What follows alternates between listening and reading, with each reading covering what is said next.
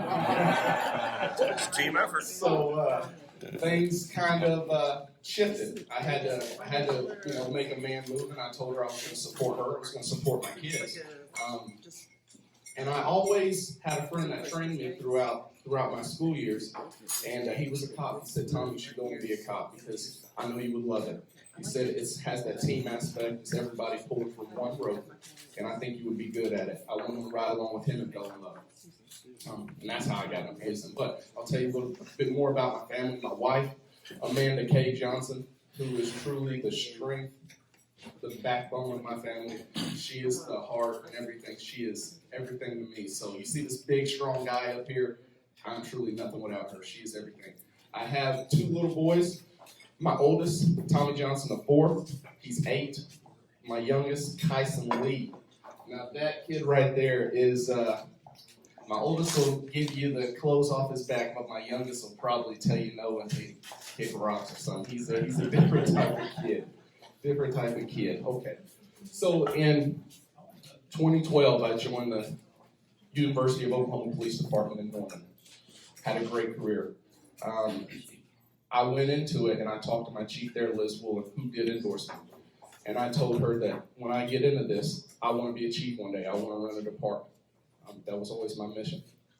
I got in there, did good work. I was an adopted cop for Headington Hall. I worked with the athletes very regularly because of my athletic background, and I was able to relate with them. So we were able to generate relationships that way. In 2015, I went to my chief and said, I want more responsibility. I want to answer more priority calls. I just want a bigger city. I want to deal with more. And I told her that I was going to put in for the Norman Police Department. And in 2015, I signed up for the Norman Police Department when I was hired. And from there, my career has just skyrocketed, and I can't thank God enough. I have had a life-saving award. I received a physical fitness award. I was recently selected as it's called LEDT. That's law enforcement driving trainer. So I teach cadets how to drive fast and under control. Yes. I'll tell you, if you've ever been in a pursuit, once those lights go up, your heart rate goes up, and then you gotta learn how to channel all that. So. Can we take lessons from you? Oh yes. That's going to be a little side job. I just want to be a passenger. So I not only did that, I was just selected for LEDT instructor. My chief called me personally one day on patrol, and he said, "Tommy, I would like you to accept the Centennial Award on behalf of our department." Now, that is a huge honor because I want to tell you, the fire department accepted their 120th award, and their chief accepted that award. So for him to think enough of me to say, "Hey, go accept this on our behalf," it was humbling. And I went there and I gave our speech to the city, and it's much like my vision for Oklahoma County. Just progression, the ability to, because law enforcement departments have the ability to exist for hundreds of years and remain stagnant. Because the mindset is, we've always done it this way. This is the way we'll always continue to do it. And that can't work. Because in law enforcement, it's ever changing, and you have to keep up with the environment. You have to keep up with the times. And our community is telling us that they want to be policed different. So if that's the case, you have to change and adapt. So I accepted that award on our department's behalf, and I was honored to do so. I've been working the streets since 2012. It is now 2020, and I am promoted to Master Police Officer this year, which was a huge accomplishment for me in my career. And I will tell you now about my political ventures and everything that I've done on the side. So I'm very active in my community. I always have been.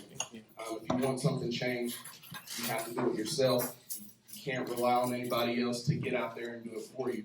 So I'm very big in schools. I love my youth. I love going to schools and talking to kids, especially at-risk kids. If you can save a life, be a positive male role model for some, I think that's beneficial. So I got on with Joy Hoffmeister. She had a Senate Bill 441, and that was just pretty much going over schools and things like that, talking about how long we wanted these kiddos to be in class, hours, and it went from, education requirements and how they wanted to set that up. I was able to sit on that panel and give my advice from a law enforcement perspective, and I was the only representation of law enforcement in the room. So once again, I was extremely honored to represent my profession in that capacity. After that, performing and doing well in that scenario, I was called and I did a safety video for our rural communities through the Department of Education.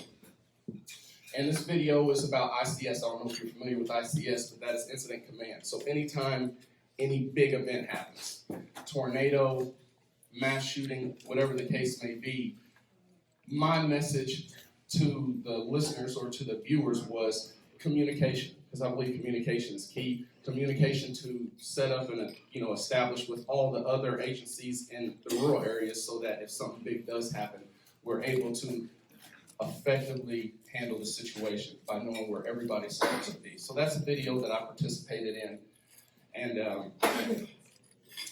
after that, I was selected as the precinct chair. Mr. Sempner back there, my vice chair, and I couldn't be happy to have. He's an amazing guy. We're in the precinct together, and we're trying to do great things for 165. So my vision for the Oklahoma County Sheriff's Department is a fresh start. I feel I bring that. I bring passion for law enforcement. I love cops. I love community. This is where I was born and raised. I am deeply invested in the progress of our community and the safety of our community. And I know with my ability to be open-minded. I think the true testament of a good leader is being open to the guys around him, allowing their insight to affect decisions too. I understand that you have the last decision, but being able to say, hey, I like what you have to say, and we're going to work with that. We're going to go forward. And I know I bring that. I can just adapt. It's like water. Wherever you put water, it molds to it. It works. And that's what I can be for Oklahoma County. I can just bring my passion and love, and I know I'll be successful. The things that I would like to attack first, because to me, nobody wants to pay taxes or unnecessary taxes. And I think if we attack the preliminary process, especially with the crime reform that's going on, if we attack the preliminary process when it addresses like minor crimes. We're putting people in jail for, traffic tickets and like very low level misdemeanor crimes. And then they're receiving health benefits, they're receiving food and things like that. That's a burden on the taxpayers. I was thinking, like, maybe we could come up with something creative, like sue them civilly, and garnish wages, or take income taxes when they first come in. I think that's something that could save us. The city still gets their money, the state still gets their money, and we still accomplish the goal by, deterring their actions. Everybody wins in that scenario. I think that's something that everybody can get on board with. Another one is the state question 805. I don't know if y'all are familiar. I'm an OCPA guy. I went through the first course, the J. Rufus Spears course, which was awesome. Those OCPAs doing tremendous things, and what they're doing for young people. I was the oldest guy in the room, just like 18 to 30. I was 30. They were all 18, 19, but they are on fire for their community and want great things from it. But I learned so much in that, and we paid attention to different bills and questions and stuff that were coming out. Now, the state question 805, I don't know if y'all are familiar. I know I recited that already, but it has to do with the criminal justice reform and how they plan on enacting it. And this is scary, at least for me. This is a battle I like to fight. And it knocks down the punishment. So if you do a punishment, let's say you break into a car because that's not a violent crime. You break into a car, you're charged every time as if it was your first offense. That means offenders that have violated this multiple times, they don't truly, there's no enhancers that can go on to them. And I personally don't enjoy that. As a cop, I know if you're able to get away with something, and I know judges, their sentencing is different when it's your first offense. They're not as harsh on you. If that's the way it has to be every time, how do we truly enforce laws? How do we truly affect communities? How do we change, people's behavior if we're not able to punish accordingly? So that's state question 805 is one thing that I'm really passionate about right now, as well as the criminal justice reform in the prelim phases. Once again, I'm a fresh start for Oklahoma County. I'm a fresh start. I'm not involved with anything going on there. I bring a new feel. I am from an area where we just put out leaders everywhere and they go and they're successful. And I am one of those. I would love for y'all to allow me to lead this county and the sheriff's department.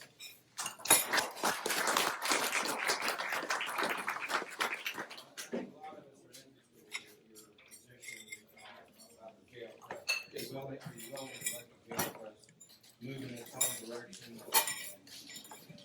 not interfere with what they may or may not end up doing. Okay. So the question was, if y'all didn't hear, the question was about the jail trust and what my stance is on that. I will tell you, past 20 plus years, it has shown that what we have been doing has not been effective. If you have a group saying, hey, let's put our heads together, let's work, such as the jail trust, let's work together and let's try to create something that's good for our community. How could you be against that? How could you be against progress? And I think that's what the jail trust is trying to accomplish. And yes, I'm for the jail trust. I wasn't quite clear on your 805. Okay. You were against 805, is that correct? Yes, against 805. Oh, you're against 805. Yes, against it. That was my question. Well, Dale was gonna, Yes. how are you gonna reconfigure the sheriff's office? So his question was, how do I reconfigure the sheriff's office? My first thing is, the big issue in the past has been money. My first thing, I want to create a chief financial officer. I want to have meetings with him and a chief of patrol. And I want to have meetings every week with him because I want to know what's going, I want to know what's coming, I want to know logistically, what's our inventory look like? When you have weapons and guns and stuff that you can't account for when you look at your Excel spreadsheet, I think that's an issue. Go ahead. Are you willing to be accountable to the budget board like most other elected officials and departments, and the interaction and not try to isolate yourself as a sheriff and all the things that are going on? Yes, sir. One of the tenets I'm running on is partnerships and being accountable to the budget board, working with those people to create something better. Yes, we're going to do that. I just wanted to point out that tell Tommie he's going to have to work out a little more if he's ever had a body like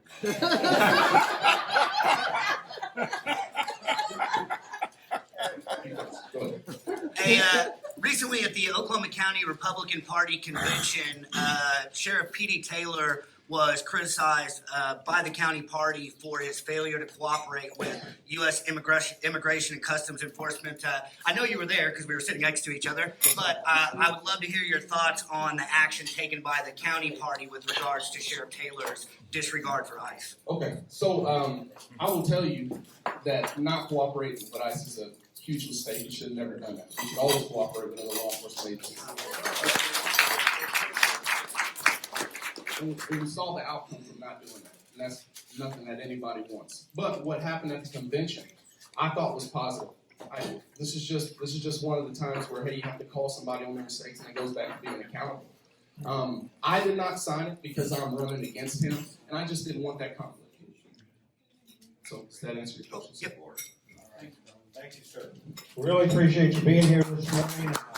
Hopefully, in the next few